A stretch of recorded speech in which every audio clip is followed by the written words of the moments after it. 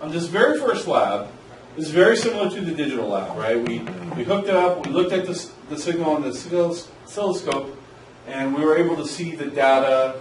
And what we didn't have with the serial one is we didn't have the clock, right? But now we'll be able to see the clock, and we'll be able to see that there's a transition that happens when the data is changing, and a transition that happens while the data is solid. And it may not be the same polarity, it may be inverted. I can't remember off the top of my head. So, but this is essentially the same thing we did with the asynchronous lab, but now we're looking at synchronous data. Okay, so it tells you to change the data. Yeah, it says change it to 66, and then you get to check off. Next thing, okay, so the next thing in the lab is we're going to add a function, unfortunately that spans 2 pages, that will talk to the DAC that we're going to use. And this, our DAC is NCP 4902, I believe. The reason it says XX is because this function is very general purpose. It'll work with both DACs. So this function will format data, and you could pass to it the channel 0 or 1 because it's a 2-channel DAC, and a value 0 to 255 that we want the DAC to be set to. And so if you just know that, right? If you know that's how this function works, that I can specify the channel and the value. If you spend no time and you're overwhelmed by the code that's in here, you could still utilize it. But I'm going to go over what's in there as well. Now, the code, this code though, is going to be very simple. Let's see. Okay. There's one more function too here.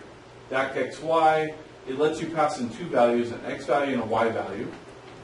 And it puts the X value on channel 1, the Y value on channel 0, and after it's done, it sets the DAC load line low. And that's what I was talking about last time, is there's this load line that lets you synchronize the 2 outputs so that they both are set out at once.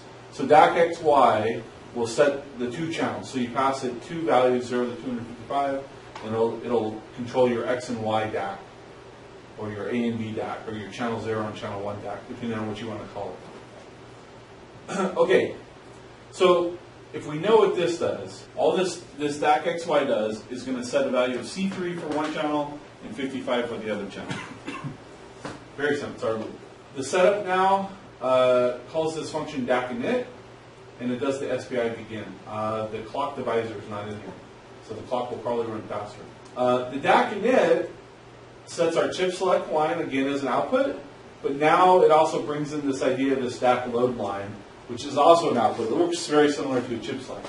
So the DAC load is going to be on pin A. DAC init sets up our pins as outputs. SPI begins, starts the SPI module, and then we start transmitting data that our DAC can receive and output values as analog on the output pins of the DAC. And then, so in this lab, we haven't hooked up the DAC yet. What we're going to do, third line, the load line.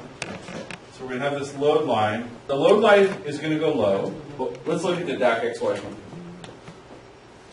So the DAC XY function, it sets the load line high, it transmits a bunch of data, and then it sets it low. So I was wrong. It sets it high first. So the load line starts high, and then it does this DAC MCP 49 XX channel 1 and the value of the X. To be able to transmit the data, we actually need to send 2 bytes. So there'll be 2 bytes of data that are sent, and the chip select line will stay low longer. So the chip select line is going to stay low longer. There's going to be a second set of data and some equivalent bits up here. And then the chip select line will go high. This chip select here will be for the channel 1. And then this whole thing, again, will repeat for channel 0, all the while this load line is high. So there'll be this whole set of 2 bytes being transmitted is going to be copied. At the channel 1, then we're going to transmit 16 more bits for channel 0. And then at the very end, the DAC load line will go low. And we'll be able to see this on the oscilloscope.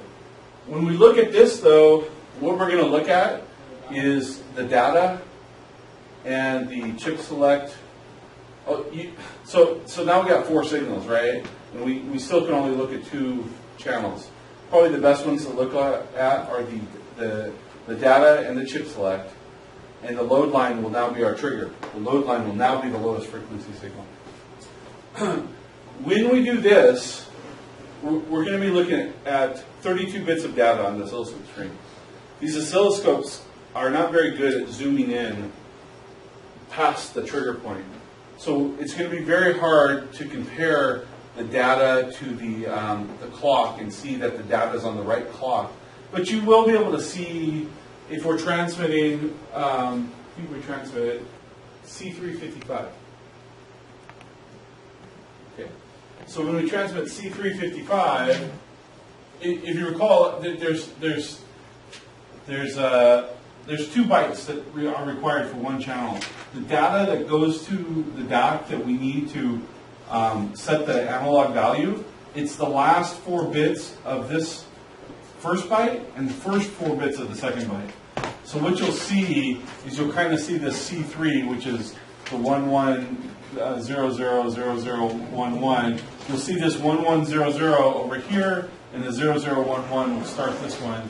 And then the 55 is the 01010101, and you'll see 0101 0101. You'll be able to see the pattern of the data, but it kind of runs together with other data, so it's hard to pick out the exact data.